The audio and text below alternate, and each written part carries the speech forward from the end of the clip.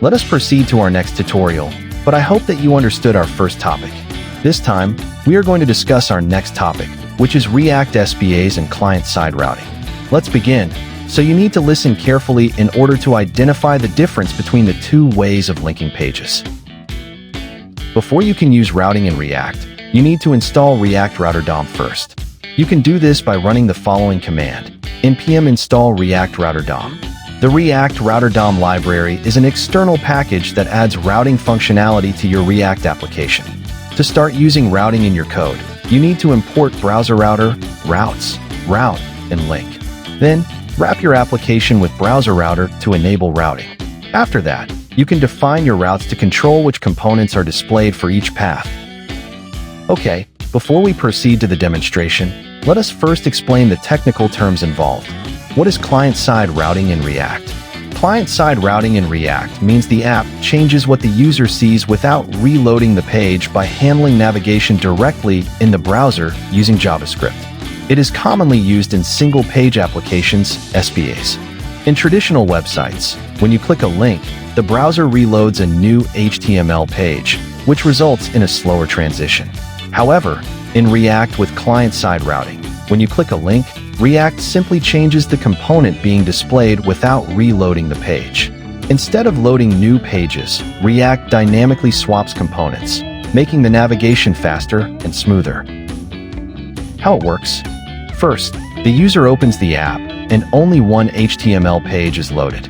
React then loads and manages all components in memory. When the user clicks a link such as /about, React detects the change in the URL. Instead of requesting a new page from the server, it simply renders the corresponding component, in this case, the About component. As a result, the page does not reload, making the transition fast and seamless.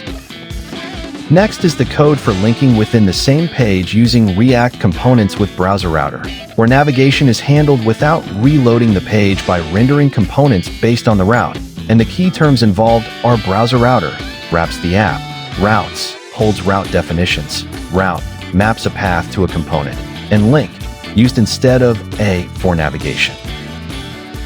Again, let us repeat. BrowserRouter wraps your app and enables routing so React can handle URL changes without reloading the page. Routes contains all route definitions and determines which route should be rendered based on the current URL. Route maps a specific URL path to a component that will be displayed when that path is active. Link is used instead of a to navigate between routes without refreshing the page.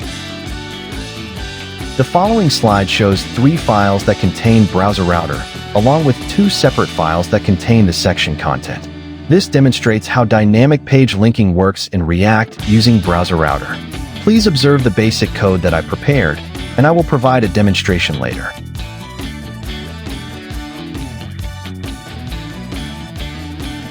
Here is the example output. Please observe how multiple pages are created using different files and functions. Here are some technical explanations used in the code. If you move nav outside BrowserRouter, it will break. Specifically, your link components will throw an error.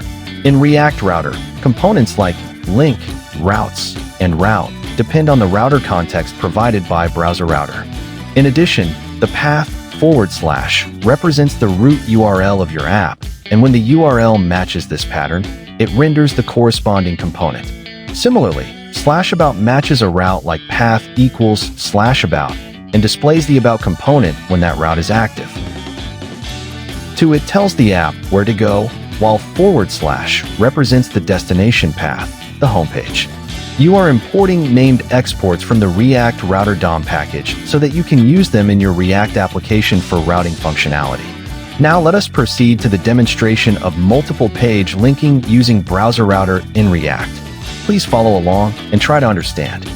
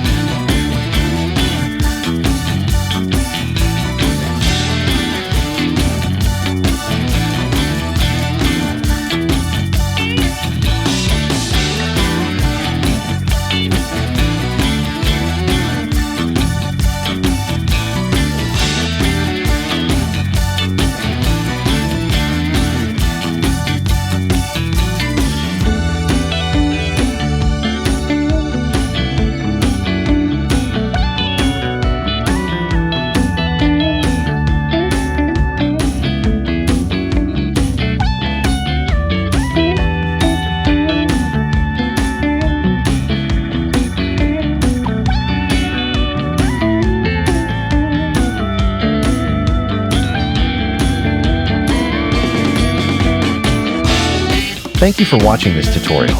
I hope that you can now distinguish the difference between anchor links and link using BrowserRouter in React components.